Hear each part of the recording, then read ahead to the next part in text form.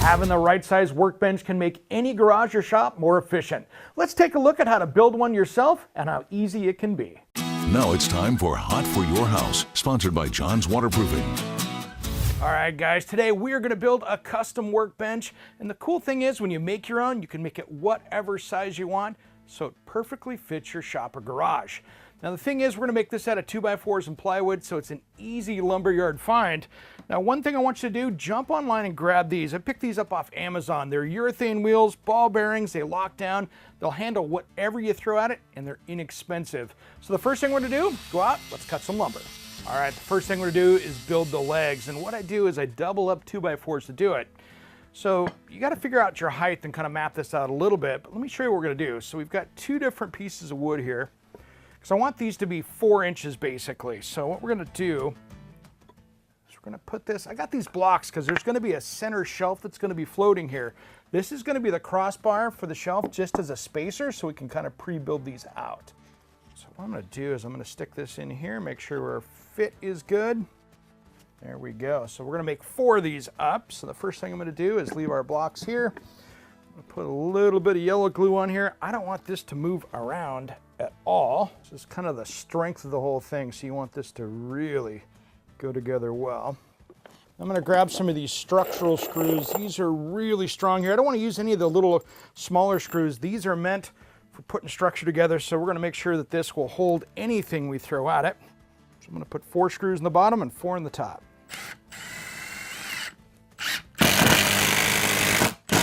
So that's going to be our first leg. We'll have a crossbar across here. That's where the casters will go. And we put the rest of them together. All right, so this is going to be the bottom crossbar where our wheels are going to fasten to. I don't want to put these into the end grain because it doesn't seem to hold up very well. So we're going to glue and screw this on the bottom, and that will define the width of the table. I'm going to make sure and put some good glue on here. I put the outside screws on this here. So the next thing I'm going to do is I'm actually mount our wheels on here right now, so we've got that strength. I'm actually going to put it half centered over this last stud right here so I can actually drive some longer screws up into here to hold it. All right, so now we're going to build the structure of this. This is where we start really looking like we got a bench going. So I'm going to tilt this upside down. And these 2x4s here are going to be our crossbars. So we're going to fasten these in here and make sure these are nice and straight. I'm happy with that. That's going to move around a little bit, but let's sink some screws in this. Get this locked in. And again, I'm going to be using these structural screws here. These I'm going to come from the inside here. That's nice and locked in. Make sure I got this. All right, next up here, guys, we're going to take these crossbars, which are our shelf. The structure for that, that's going to fit right in here. All right, I'm going to get a mallet and just kind of drive this in. It's a little tight. All right, guys, I want to make sure we got extra support on this. We're going to put 3 crossbars in like this, so it supports the shelf fully. Now this is a great time to do this because you're not having to kneel on the ground to put these in. So the first thing I'm going to do is get my center line here. I know this is 5 feet, so I can come over here and get 30 inches. So I have a center line here. I can do the same here. I'll come over and do that side, but now's a great time to do these corner ones here. And what's cool is we can actually fasten in this way and into the legs. So that way we got 2 different points of attachment there. Makes it so much easier. So much stronger. All right, time to build the lower shelf. Now this is why we didn't put the crossbars in yet, because it just gets in the way.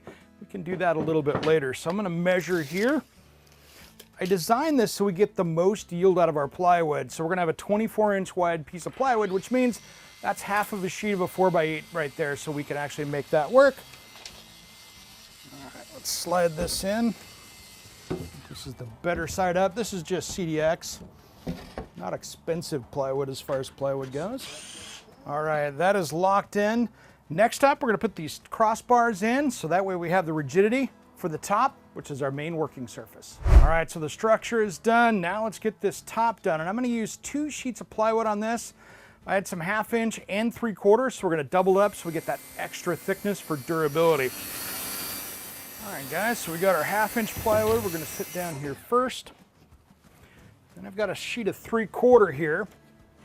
Now you can make this out of laminate, wood, butcher block, whatever you want to do. I wanted this to be a little rough so I could really get this and use it for what it is, a workbench. If I want to screw something down to it, I'm not going to ruin a surface. I'm cool with that right there. So I'm gonna sink some 3-inch screws, and I'm not gluing this down by any means because after I destroy it, I can put another piece of plywood down without having to deal with all the glue. All right, and that's how you build your own custom workbench.